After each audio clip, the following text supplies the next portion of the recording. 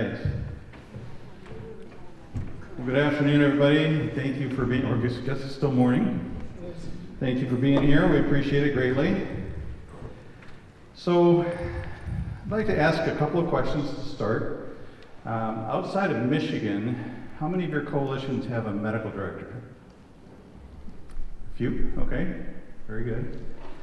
And is that medical director paid through the coalition or through the HPP grant? Yeah, a couple of people, sort of. All right. All right, so what we're going to talk about today is how we in Michigan have utilized the medical director, how that developed in the first place, and what the role of that medical director has been during the COVID response, especially as it relates to some of our smaller hospitals. So, disclaimer, the opinions we express are not part of the state of Michigan.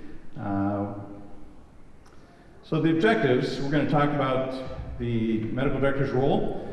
It says explain. Well, that's not one of our objectives, I'm not sure. But anyway, we're going to give examples from day-to-day operations, but also talk about reviewing the medical director's role during the COVID-19 response. So let's start out with what happened back 20 years ago now. Hard to believe it's been that long, but obviously after 9/11, the federal government threw a lot of money at the states and said, go fix the problem between hospitals and EMS in dealing with disasters. There weren't a lot of guidelines back then. So when we first started this, basically the state of Michigan thought we need to set up a framework for this in a way that makes sense so that we can develop this over time. And we had to do it fairly quickly. So the state set up 8 emergency response regions, and we knew that there was a real problem with the communications and preparation for large-scale disasters. Healthcare was not ready. EMS and hospitals were competing against each other. They really weren't talking to each other. So healthcare really wasn't ready for this, and the federal government was correct in assuming that. So communications and coordination were obviously 2 of the biggest areas. That was a huge problem. Hospitals didn't talk to each other. EMS agencies certainly didn't talk to each other. There was not a lot of cooperation between hospitals and EMS. Fire departments didn't cooperate with EMS all the time, and sometimes couldn't even communicate with EMS at that time. So Michigan set up these 8 regions within the state of Michigan. And they did this in a way so that the emergency preparedness regions for the state police were the same as our regions, which made a lot of sense. Now, the problem with that is any of you that work in hospitals or EMS know that hospitals have certain referral patterns, right? So hospital A refers to hospital B all the time. Well, that wasn't taken into account when these regions were set up, but the benefit of setting the regions up like this is that it matched the emergency management regions for the state police. That was a key element of this whole thing. It made a big difference. Hospitals will change referral patterns, but the state police, they don't change. They've been this way for a lot of years. This is the way they've done it, and when they get together and plan, this is how they plan it. So this made a lot of sense, and the Bureau of EMS Trauma and Preparedness was set up at the state. It was called something different back then, but we set this up, and one of the things they decided to do was to fund a full-time coordinator, a part-time assistant coordinator, and a part-time medical director. Now, that has since changed to a full-time assistant coordinator as well. So, what does that do for us, and why did they decide to do that? I wasn't in on the original conversations of why they did that, but I can tell you the benefits of it. I was not the medical director when we first started this. I was involved in the coalition right from the start, but I was not the first medical director for Region 6. But in 2002, when they set the system up, they brought one of the medical directors from Region 6, and these were the medical control authority directors. So the medical control authorities oversee EMS. So all of these medical directors in the 8 regions were emergency physicians who were involved in EMS. So they had an understanding of EMS, disaster preparedness, emergency care, and they also had an understanding of, we don't plan ahead a lot of times. As emergency physicians, we like to just go with the flow. Something happens, we deal with it, right? So we're not and forgive me if any internists are in the room, but we don't want to know what the next patient's coming is. We just want to know, how do I deal with the next thing? And that's what we do as emergency physicians. And so by designing the system so that emergency physicians were the ones that were the medical directors, and all of those physicians were involved in EMS already, it really built a structure within the regions that made a lot of sense. Those physicians were then able to take the clinical needs and match them to the things that were being done.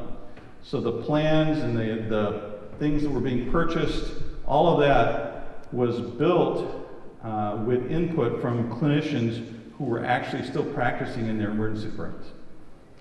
And that was a huge benefit to the state. The state was full of people who were planners, a lot of public health type people, a lot of nurses, others that were involved, some paramedics. Most of our coordinators were involved in EMS of some sort, or at least had knowledge of EMS in some way. That wasn't true always, but a lot of the coordinators had some knowledge of that. But by having the clinicians who actually practiced emergency medicine and were interested in EMS involved in this, we were able to make some early decisions on purchasing decon equipment, making sure that communication from one hospital to another was a priority, because we understood that if you can't communicate and you don't cooperate, then this is going to fall apart. Over time, let me go to the next one, sorry. Let's go on, there we go. So in Region 6, we had, which is, you can see back on that other slide, Region 6 involved the western side of the lower peninsula of Michigan, the southwestern portion. It includes cities like Grand Rapids.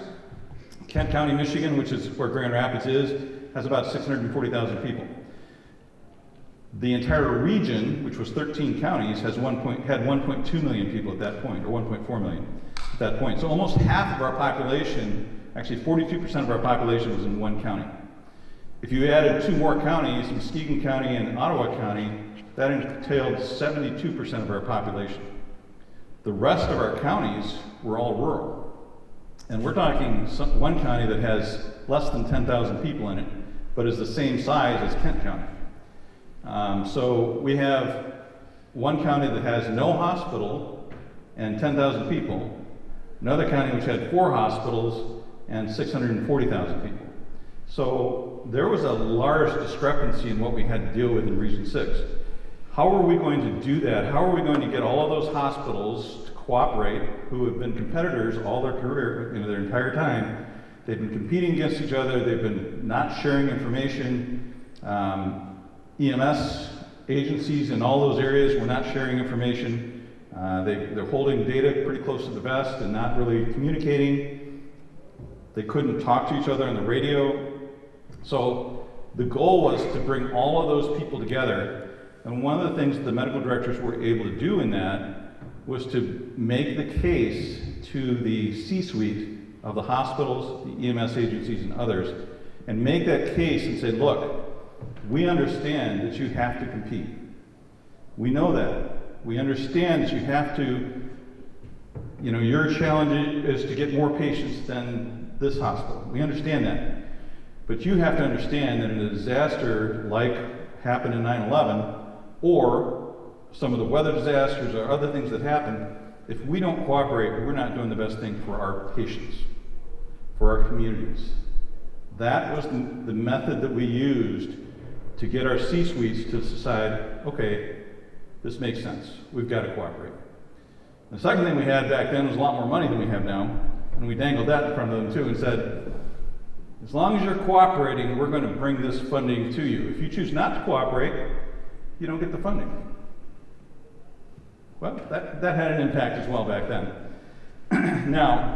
Nowadays, obviously we have a lot less funding than we did then, but they have worked together now for 20 years, and it makes a lot of sense to them, and they would not appreciate it if we went away and that line of communication wasn't there. So, how did we design our structure?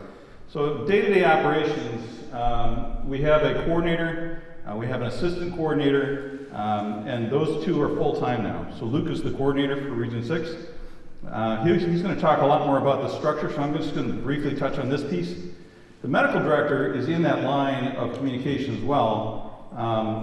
I'm part-time, so I'm still working as an emergency physician even now, but I spend 1 to 2 days, actually probably 4 days a month dedicated to this, 4 to 6 days a month dedicated to Region 6 alone.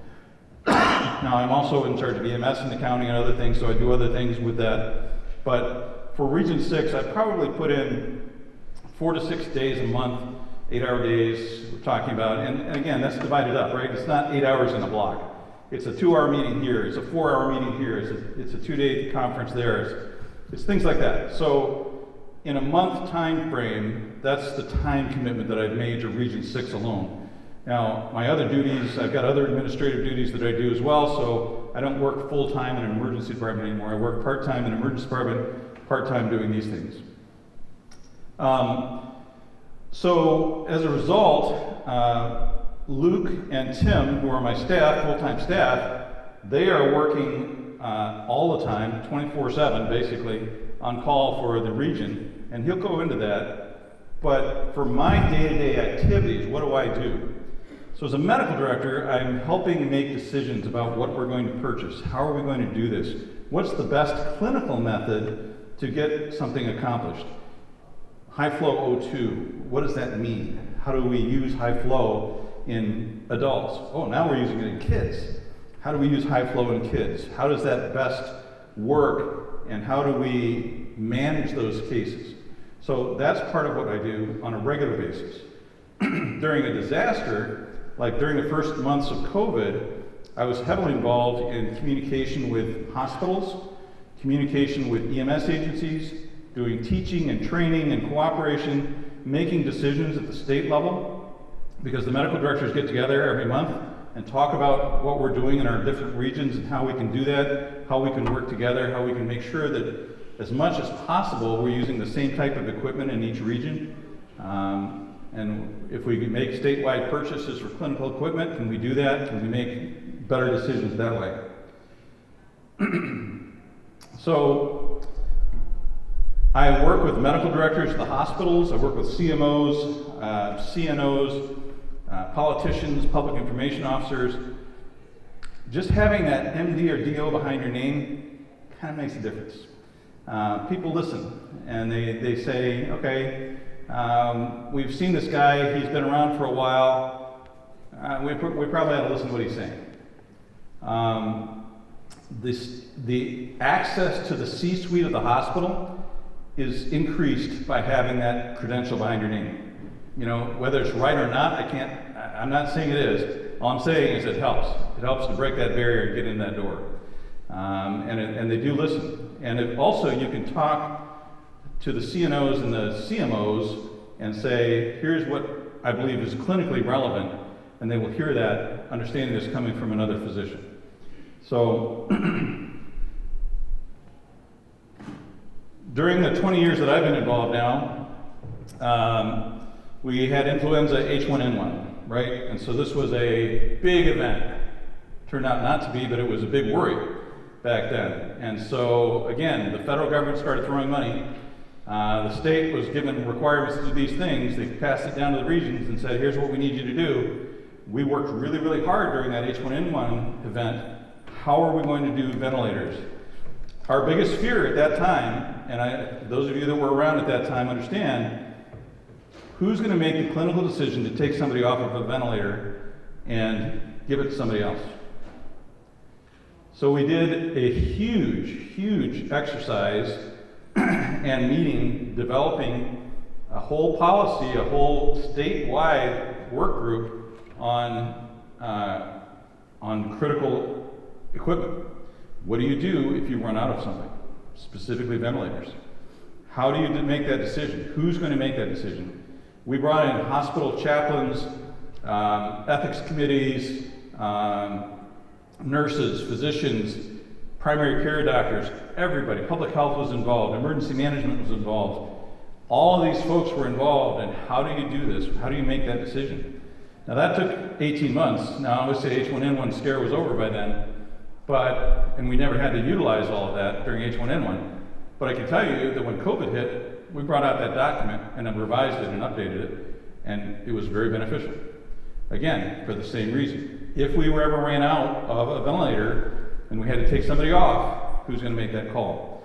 And the medical directors were very critical in those decisions and talking that out with other hospitals, because again, by having that MD or DO behind your name, they were listening to that and saying, okay, this makes sense, and we're willing to listen to this.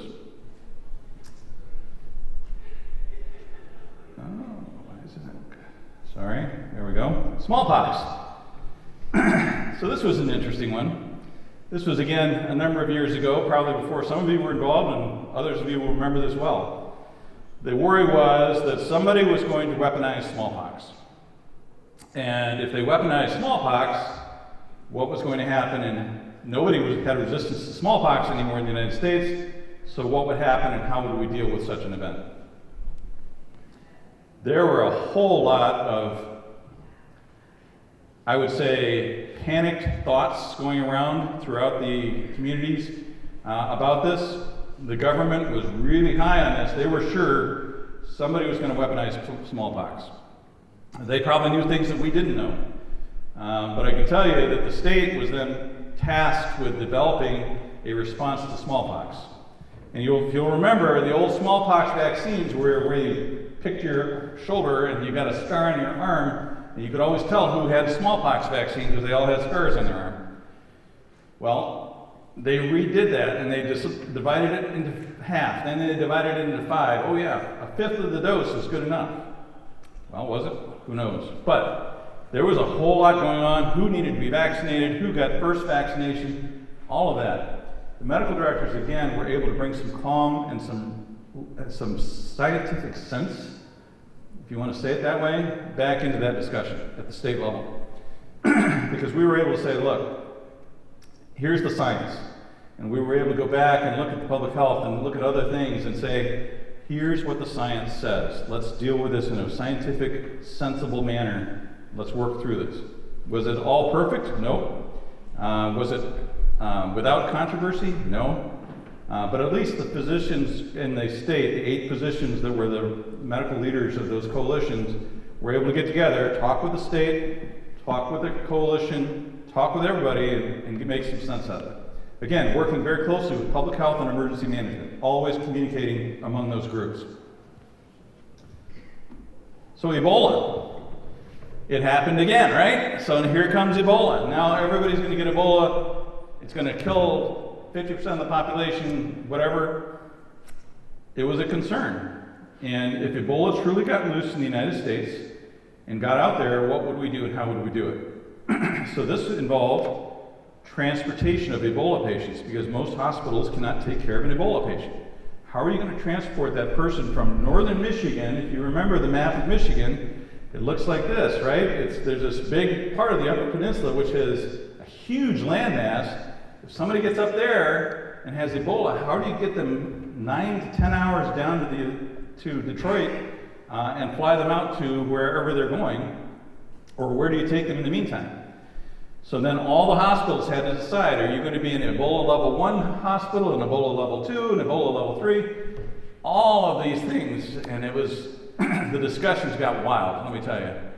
But again, physicians were able to help make some sense out of this, communicate with our hospitals, communicate with our staffs, and make some sense and try to calm things down at least a little bit. So the benefits were definitely there. Nerve agents. So then we had the scare of nerve agents. Everybody was going to manufacture nerve agents and weaponize them and release them in the United States.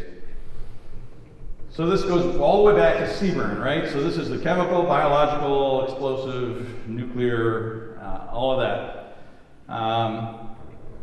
And so again, what was the effect of nerve agents? What kind of medications did we need? How are we going to disperse those in the state? How are we going to get the atropine and the 2-PAM chloride and all of that out there? What made sense to purchase given the amount of money that we had? Obviously, dollars were going down every year. How do we make sure that we're doing the right, sensible thing in dealing with these things? So again, the medical directors had input into this. Did the state listen every time we said something? No. Did the medical directors agree on every single thing? No. But at least we were able to be a part of that discussion and brought clinical expertise and clinical sense into the decision-making process at the state level and at the regional level. So again, these things made a lot of sense. It helped in our work and what we were doing, and it made a lot, and it helped throughout those times. This was, so, coalition decision-making. One of the things that we do in the state of Michigan is these coalitions are made up of hospitals, EMS agencies. For the most part, it was those two elements initially. Then we added nursing homes and long-term care and a lot of different agencies, primary care groups. A lot of different agencies now are part of our coalition. And we try to make those decisions, at least in Region 6, in a very collaborative manner. Well, the hospital that has 900 beds in Grand Rapids is different than the hospital that has 25 beds in Oceana County, right? They have different needs. They have different interests. They have different goals. And the role of the medical director in this was to, and the coordinator and assistant coordinator, were to try to bring everybody together and make decisions that made sense for all of these hospitals. Lake County, that has 10,000 people and no hospital, they had some issues too. They needed some help in their EMS and everything else. How do they get involved in this? How do they make those decisions? A nursing home that has said, we're not taking anybody who's sick. Well, that's not a good decision. So how do we make that, how do we help them through those issues? Again, medical directors were able to have some say in what we purchased, how we purchased it, and how we stockpiled it and how we distributed it from there, because we had that clinical knowledge and we were still working in the hospital. We were still part of the hospitals, and we could still say, you know what, this doesn't make clinical sense, we need to change it to this, and then we were able to have influence on that. All right, COVID-19. So what happened with COVID-19 and how did our regions and specifically our medical directors influence that and have a part of that? So, timeline. Maybe a timeline. There we go. January of 2020, the first death from COVID in Wuhan, China. Didn't know what it was back then. But the Chinese actually sequenced that DNA fairly rapidly and got it out. So by March of 2020, we were seeing, actually that timeline's a little bit off. December is when the first cases were identified in China. First deaths occurred in January. Then, a little later, we got some knowledge about what was going on, and by March of 2020, it hit the United States. This timeline's a little off. I put the wrong dates on there, so I do apologize for that. In March of 2020, it actually hit Michigan. So that's the first cases that we saw in the state of Michigan. And we had to make some decisions at that point. We had already known that it was coming. We knew that we were going to see this. So we'd already been having meetings and thoughts about what we were going to need to buy, what we were going to need to purchase, how are we going to protect our staff, let alone our patients from this. And we had a little knowledge of exactly what this disease was. I mean, we had all been planning for a pandemic for a long time. We've been planning for a pandemic since I don't know, 2005, maybe before that. Before that, it was mostly sea burn protection, but then, the pandemic thought had been there. We had talked about scarce resources, we had talked about ventilators, we had talked about all these things, but then it actually hit. And the knowledge that we had at the time was that it was a very contagious disease, but we didn't know the death rate. Now, fortunately for all of us, the death rate turned out to be about 1.4%, as opposed to 10 to 15%, which is what we were planning for in the past. And the federal government promised us that they had this federal stockpile, which would take care of everything and there wouldn't be a problem, right? Yeah, so we had this planning sessions early in the spring. Detroit, which was on the east side of Michigan, got hit pretty hard in the spring of 2020. We on the west side of the state thought, man, it's going to move right across the state, just like influenza does, just like everything else does. It's going to move right across the state and hit us hard. We planned for all kinds of things. We set up ACSs, schools were planning on things, we were doing all kinds of things. It got very political in the state of Michigan as well. I don't know how many of your states got in that boat, but the politics of this was astounding. And it got ridiculous. So again, I think one of the things that Lucas pointed out is that Region 6 and all of our regions, we were trying to be the source of truth. Now, truth was difficult at that time because nobody really knew what COVID was, nobody really knew how contagious it was or how deadly it was. But we worked hard to try to get that truth out. And one of the roles of the medical directors was that we were kind of the face out there talking to people, again, because that credential helps you get in the door. And people would call and say, okay, so what's going on? We were talking to health departments, we were talking to emergency management. Police and fire were very worried about COVID. What do we do? If somebody calls us with a COVID case in their house, do we go in? Do we not go in? What are we supposed to do? Once they get to the hospital, what do we do? How do we transport these patients? All of these things, and so we really tried to be the source of truth. We were standing up our MCC, our Medical Coordination Center. We were doing a lot of things to try to get to that point. And this is where I'm going to turn it over to Luke to talk about exactly what we did as a region and how we set up our response to this. So in Michigan Region 6, like Dr. Evans said, our first cases came March of 2020. The large outbreaks on the east side really triggered us to stand up our Medical Coordination Center. When we did that, we implemented the incident command structure and got everybody in. Luckily, we were able to get our health departments, our emergency management, medical director, and all real figureheads into one space to allow us to coordinate effectively and get that source of truth using direct communications to the state. Our chain of command actually modified a little bit. Dr. Evans, being a practicing physician and the medical director for our healthcare coalition, he was pulled in a few different directions, I'll say. He was quite busy. So in our office, we had direct communication to him, but he was able to give us standing orders, if you will. When we had direct clinical questions, we were able to speak with him directly. He was able to consult with us on the proper PPE to purchase, on the proper ways to move things around. Furthermore, he was also able to give us direction to keep our staff safe. For quite a large time, we stood up a very robust communication system within our Medical Coordination Center to the excess of 35 people. Our office is small, so he was able to direct us on how much physical spacing we had to have, what our key criteria was for decontamination in the office, when we should be cleaning surfaces, so on and so forth. Moving further down into the pandemic, we ran into a lot of the situations most of you ran into, such as PPE distribution. Now in Region 6, we did things a little bit differently.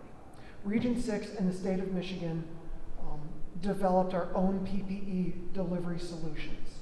We came up specifically in our region with our own method to deliver PPE, not only to healthcare organizations, but also to emergency management personnel and their entities. Working directly with emergency management, the Healthcare Coalition, directed by Dr. Evans, were able to push out the proper PPE at the right time, in the right amounts, to the right people. As we went on, we identified the need to set up an alternate care site. Although the state of Michigan did set up a couple federally authorized alternate care sites, we decided to pull the trigger on setting up a more local or more regional alternate care site. Dr. Evans took the lead in this, as you'll see in the pictures of him lifting boxes, at one of our community colleges, and directly oversaw the setup and implementation of the alternate care site. Luckily, we did not see any patients in those ACSs as we surged internally to all of our hospitals. And then leadership calls were led by our medical director. So as he brought up already, it makes a difference with that credential. It seems that our C-suite, they don't necessarily want to hear from me, a coordinator. They want to hear from a medical director. So he was able to bring key players to the table.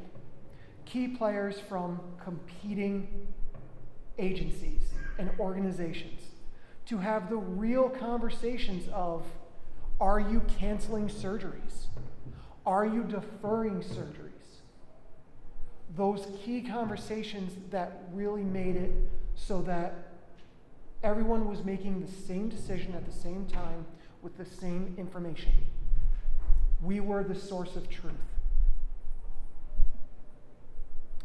We also developed direct partner support in the way of informational videos and education for facilities that don't necessarily have a robust medical director or robust education organization.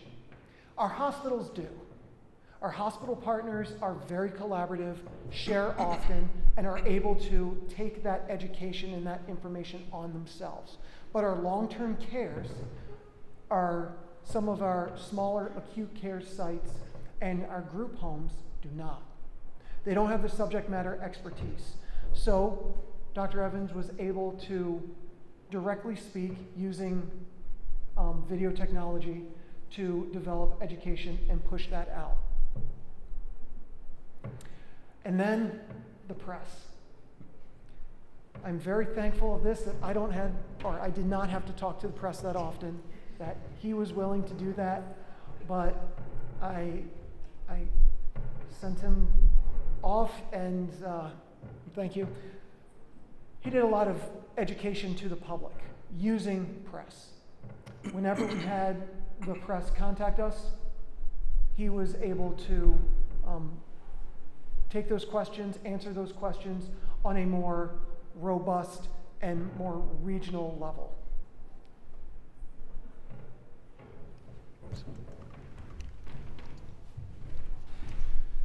All right, so something that Luke did not tell you, which he should have, is that he was with us for what, about 4 months before COVID? 5 months before COVID hit.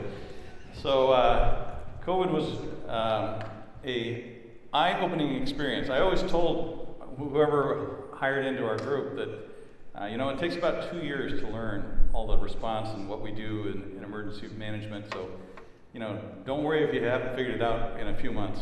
Yeah, he had to figure it out, and then COVID hit us, and he did an amazing job in learning very quickly how to do all of these things and how to run this. And you know what? It worked really well. Partly maybe because he didn't have any preconceived notions. He was just able to figure it out and get it done. And I was very busy at the time, so I wasn't in there in the office all the time, but it developed an ICS system that really worked well, and a lot of volunteers as a part of that.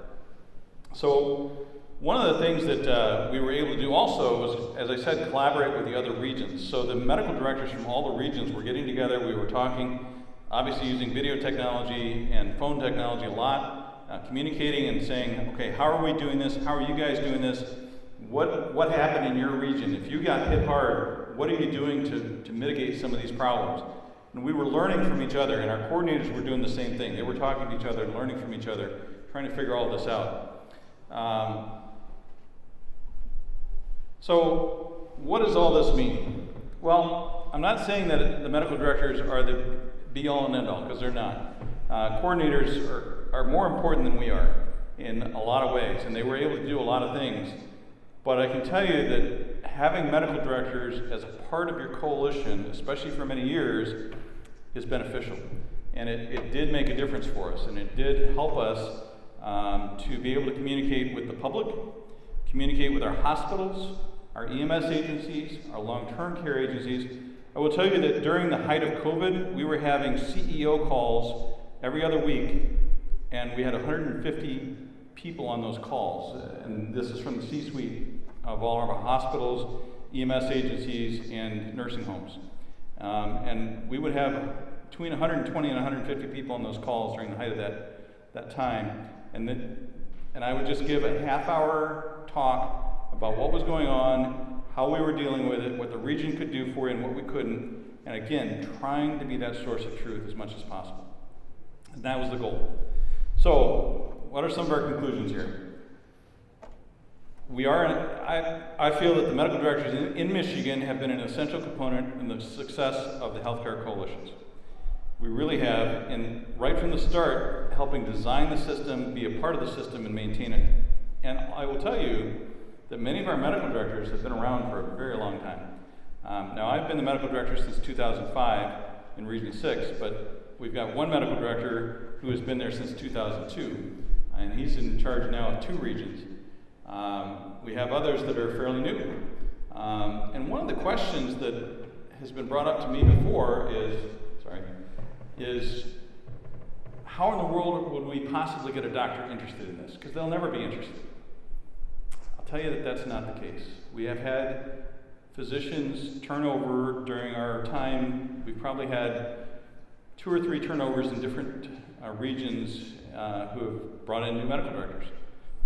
There are doctors that are very interested in this, especially in the emergency medicine group. I would tell you that if you find an emergency physician who is interested in EMS, they'd be all about this stuff. Because they do care. They do understand EMS. They understand disaster preparedness. They understand, at least some of them understand disaster preparedness. Not all of them. But there are physicians out there who would have an interest in this. So don't be afraid to ask. If you're interested in having physicians be a part of this, ask them. Put it out there. Have a meeting. Go to the emergency physician group meetings. And you'll find somebody that is interested. I can tell you that. Dr. Sidursky over here is one of our newest medical directors in Region 5, which is just south of us. We call it Region 6 South sometimes, but she made the decision to join, and you've been there, less than a year? 2 years. 2 years, yes.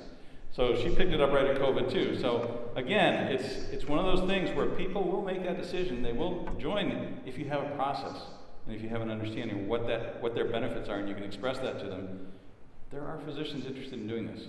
It's not a moneymaker. I can tell you that I could make more money working 2 more shifts in the emergency department a month than I do doing what I'm doing. But I care, and it makes a difference, and I think it's important. All right, we're going to open this up for questions. Yes, ma'am. How do you coordinate, communicate, interact with the state health department? You're talking about pushing out education and training as well as communication within your region. How do you coordinate that with the state health department? So that's a great question, and the way Michigan set this up is the Michigan Department of Health and Human Services oversees the health departments and disaster preparedness and EMS. So there's different sections of MDHHS, but they work really closely together. And even over the last few years, that relationship has gotten even closer, especially with COVID. And so when we talk to the state CHEC, the Community Health Emergency Coordination Center, that involves EMS, trauma, disaster preparedness, and public health. So they are always talking to one another. And we share, we join funding at times, we jointly fund things. So there's a lot of education that goes on between the two and a lot of conversations. In our region, we have built relationships with our public health departments over the years, and we make sure that relationship stays as strong as we can. Not every health department is as active as others, but as much as we can, we build those relationships and we keep those relationships strong over the years. And that's taken a lot of time. But by doing that, when we opened up our incident command system, we had a health department liaison in our ICS organization. We had an emergency manager in our ICS organization, and they were the liaison to the emergency managers. We had law enforcement, fire, all kinds of people were in our structure, and it really helped. But it's those relationships that you build over time. If I may add on to that, our involvement in the public health group is exceptional. Yeah. We are fully integrated into our public health emergency preparedness coordinators in the region. We attend all their meetings and are looped in on any even minor incidents, let alone major. It's one collaborative group. And there's a public health representative on our board. Good afternoon. My question is, how were you recruited for this role and what keeps you committed to it? Well, I was recruited to this role a long time ago, so 2005. But I actually was part of the whole process during 2002 when we were developing this. And we had what's called medical control authorities. Some places have something similar, but we oversee EMS in the different regions. So I was the medical director for Muskegon County Medical Control Authority. So what happened then is that I was part of that meeting, and then Dr. John Kramer, many of you may know him. He was the Regional 6 Medical Director. He went on to be the NHTSA Medical Director and then other things at the federal government. But he left in 2005, and he and I had worked together to build this thing in the first place. And so by default, I kind of took over when he left. But why do I stay engaged? Because it matters. And you know what? We have made a huge difference. You know, those list of things that I talked about, H1N1, Ebola, smallpox, we've made a difference. And no bigger difference than now in COVID. You know, like I said, I could make more money going back and working more shifts in the emergency room, but that's not what drives me. It's really about taking care of people and making a difference for our coalition and for our partners and making it better. I hope that all the planning that we do and everything we do never has to be used. You know, when we talk about mass casualty, if this were a 15% fatality rate for COVID, just think what that would do. You know, 1.4%, we were having to have separate morgue facilities and refrigerated trucks. 1.4%. Think about 15%, 20% fatality rate. That's what we've been planning for, and we hope that those plans will never have to be used. But if they do, we've made a difference. Yeah. Other questions? Yes, sir. Yeah, so I'm from here in California, and our structure's a bit different than us. And a lot of the things you talked about are covered by, you know, our state health officers and our county health officers, and we wouldn't even be involved in some of this decision making. They usually try to tell us what to even disagree on their science. They try to tell us kind of what to do. I'm kind of interested in your perspective on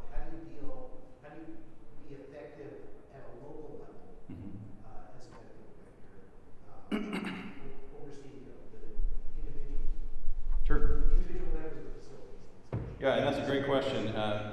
One of the reasons we can do that is we build relationships with the hospitals. Now, back when the HPP grant was huge, our region got $1.6 million a year. Now we're at 400,000, so we're 25% of what we used to have. So back then, there was a big carrot, right? Come and get this, cooperate with us, and we'll buy you stuff. Not anymore. Now it's all about planning. It's all about the relationships. It's about coordination. It's how can we help coordinate things during a mass casualty situation. And during COVID, they came to us because we had built that relationship over years. What you're talking about is the structure at the state government level. It's different in every state. Every state's a little bit different. I think the way Michigan did it, I'm proud of them. I think they did a good job, but you can't just build that out there. And again, there's issues with the Michigan state system as well. So we did beat the Buckeyes, though. I just wanted to put that in there somewhere.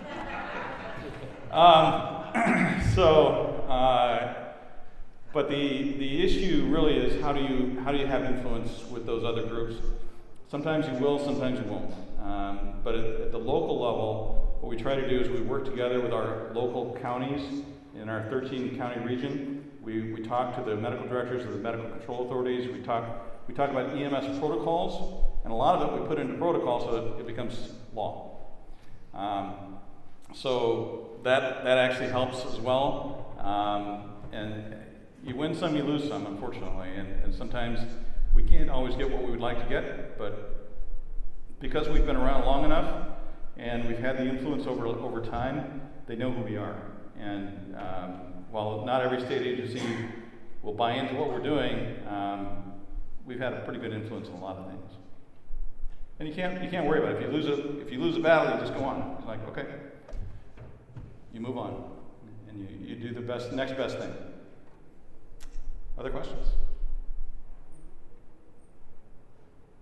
All right, thanks, folks. Thanks for your time. Appreciate you being here.